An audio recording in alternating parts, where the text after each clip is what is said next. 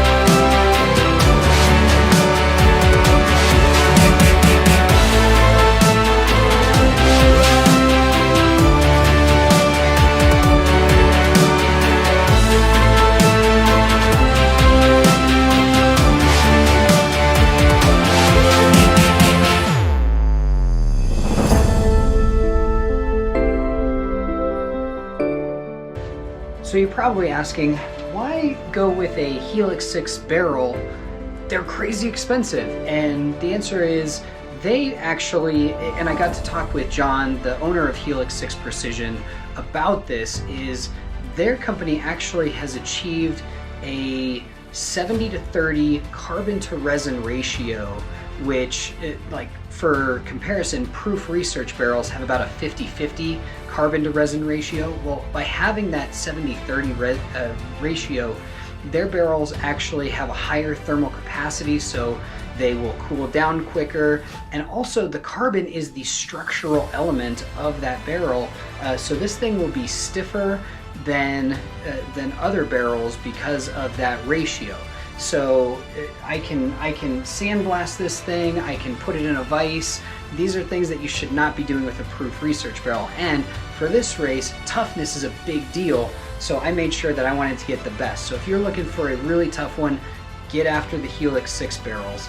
I've got one in 223. I've got my 6.5 Creedmoor, and what's cool actually about the barrels is that you can cut them down to any length. We're talking about the bolt action barrels. You can cut those down to any length, and then you can have your gunsmith thread the end, and then you can put your muzzle brake on. So my carbon barrel is actually 16.5 inches. It's actually a very short 6.5 Creedmoor barrel, and it works awesome. So this is going to be the rifle that I'm taking this year on the SAC. As you saw in just the montage of build stuff, we'll go from the top of it all the way down to the end, just like Garand Thumb does. So we have a Hancock Armory titanium muzzle brake, obviously the 18-inch Helix 6 Precision carbon fiber barrel, which is just amazing. SLR gas block, and this is a rifle length +1. I took this thing to the range. I'll have some video going during this, and it cycles wonderfully. From there, I do have a Smoke Composites handguard. I'm waiting on a longer one so that I can cover up the gas block here so it doesn't get damaged. Then we have the 2A Armament receiver set. I have these Cerakoted in tungsten just because it looks badass. I am going to be running the same optic that I did last year, which is the Vortex Diamondback Tactical.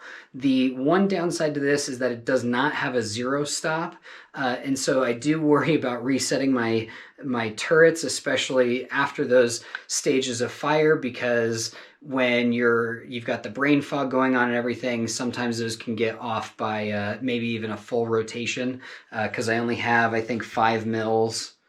Yeah, basically 6 mils of elevation per rotation. So easy to get that mixed up. Moving backwards, I have Odinworks. I've got short little fingers, so I got to use the Odinworks magazine release. Right now I do have the JP Easy trigger in there, but I will be using that Trigger Tech Diamond, which is nice. Smoke Composites, again, makes these carbon fiber hand grips, and they are, for me, it just fits so nice. They're sexy, and I love them.